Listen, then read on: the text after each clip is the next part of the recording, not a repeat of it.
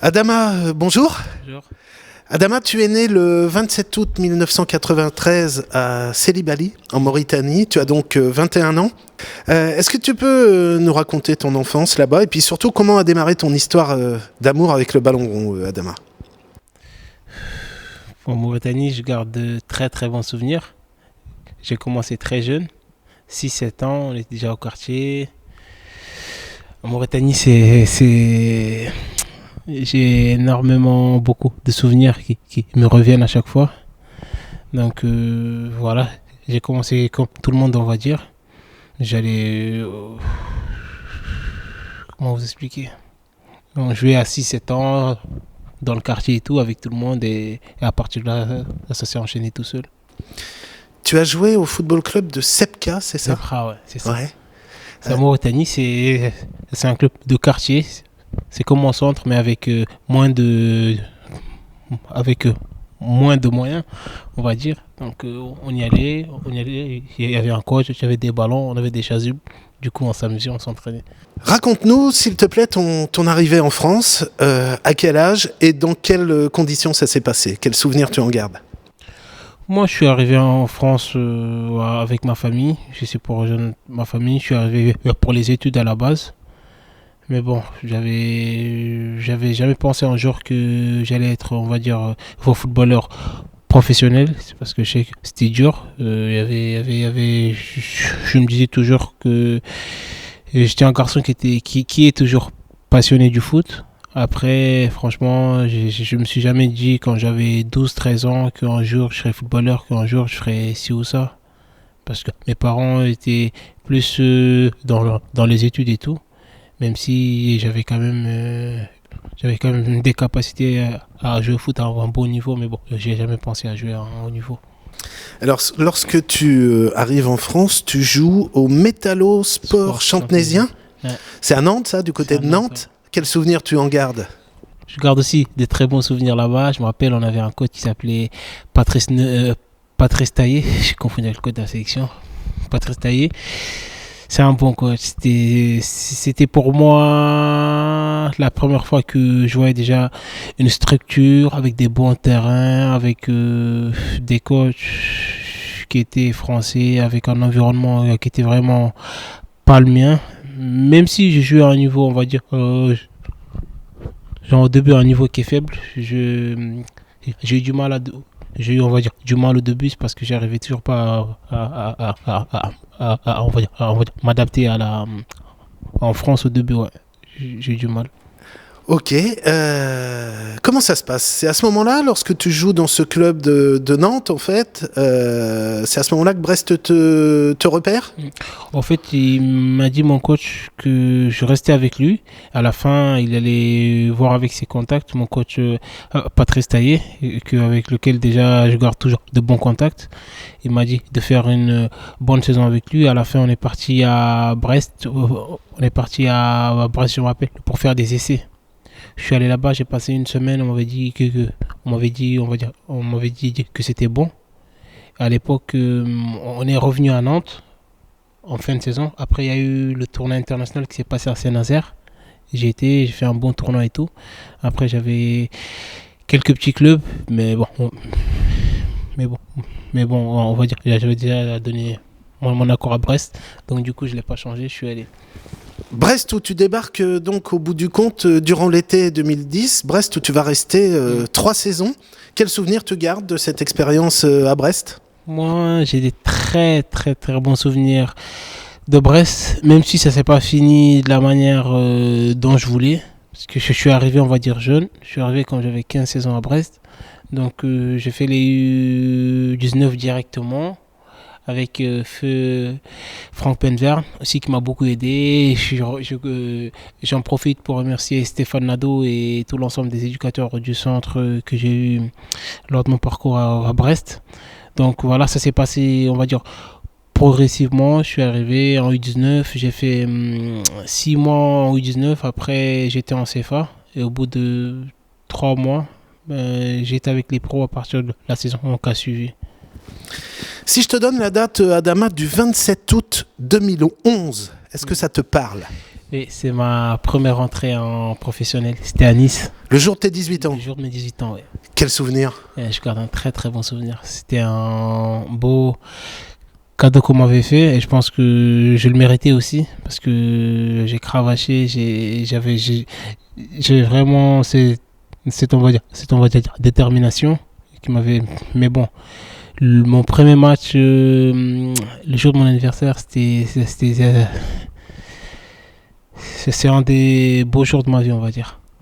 Été 2013, tu traverses la France et tu te retrouves sur l'île de Beauté, en Corse, à Bastia. Comment ça s'est passé du côté de Bastia, du côté de Furiani, Adama? À Bastia, on va dire, ça s'est bien passé aussi, à part que je me suis, on va dire, blessé pendant énormément longtemps, 6 mois en tout ou 5. Donc, mais sinon, j'en garde aussi de bons souvenirs. D'ailleurs, à la fin de saison, normalement je retourne.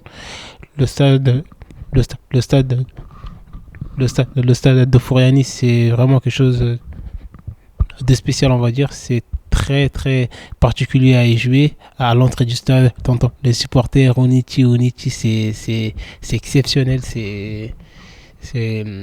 Franchement, j'ai fait des matchs là-bas que j'oublierai jamais, on va dire. Que j'oublierai jamais. Il y a un moment que tu vas sans doute garder en mémoire aussi, c'est ta première apparition, enfin premier but que tu as marqué avec Bastia, seulement 4 minutes après ton entrée en jeu contre Valenciennes. Tu rentres et tu marques quasiment aussitôt. Ah, c'est un bon moment parce que j'avais un coach qui m'avait fait confiance, qui m'a pris de Brest alors qu'on redescend dans Ligue 2. C'est l'un des seuls, on va dire, en France qui me donnait cette chance de rejouer en Ligue 1. Donc c'était Frédéric Hans et il m'avait fait rentrer vers la 76e si je me rappelle bien. C'était sur un centre de Sambo, c'était mon premier ballon officiel avec Bastia et c'était mon premier but en Ligue 1. Avec à la clé une belle émotion, j'imagine. Oui, c'était exceptionnel aussi. On va parler, Adama, si tu le veux bien, maintenant un petit peu de l'équipe nationale de Mauritanie, de ton pays. Tu comptes, sauf erreur de ma part, 9 sélections pour le moment. C'est quelque chose d'important pour toi, cette sélection nationale? C'est quelque chose qui me tient à cœur parce que j'aime mon pays, j'aime énormément mon pays. Mon pays qui on va dire la Mauritanie. Alors, on a fait des matchs là-bas qui étaient importants. On a joué à l'île Maurice à domicile, on gagne 1-0 où je marque. Après on passe l'île Maurice, on joue la Guinée équatoriale qui est aujourd'hui le pays organisateur de la CAN. On passe aussi. On se qualifie par tapis vert parce qu'ils avaient fait jouer en gros un joueur qui n'était pas de nationalité guinéenne. Donc on passe.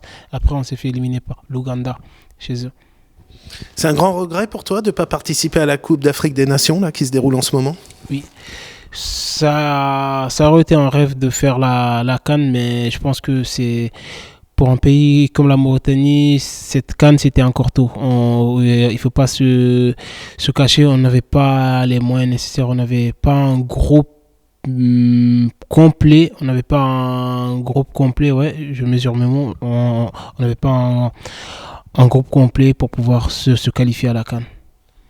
Comment se passent tes relations avec le sélectionneur national de la Mauritanie, qui n'est autre que Corentin Martins?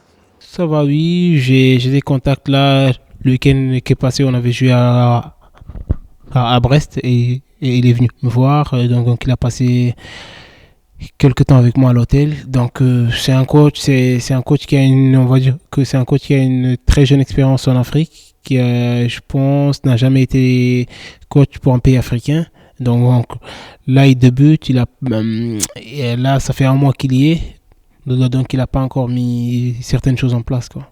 Donc à Niort, sous le maillot des Chamois niortais, tu portes le numéro 20. Ce numéro a-t-il une signification particulière pour toi, Adama? Au fait, quand je suis arrivé, il y avait quelques numéros. Et vu que c'était pas encore, on va dire, vu que c'était pas encore mon anniversaire, donc j'ai choisi le 20 parce que j'avais 20 ans. Quel est pour le moment, Adama, ton plus beau souvenir dans le monde du foot?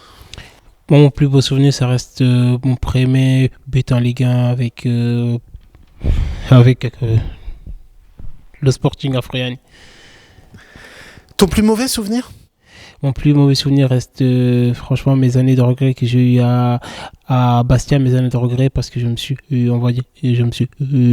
blessé énormément alors que j'avais un coach qui me faisait confiance et j'avais vraiment tout devant moi pour pouvoir refaire une très très bonne saison l'année dernière en Ligue 1.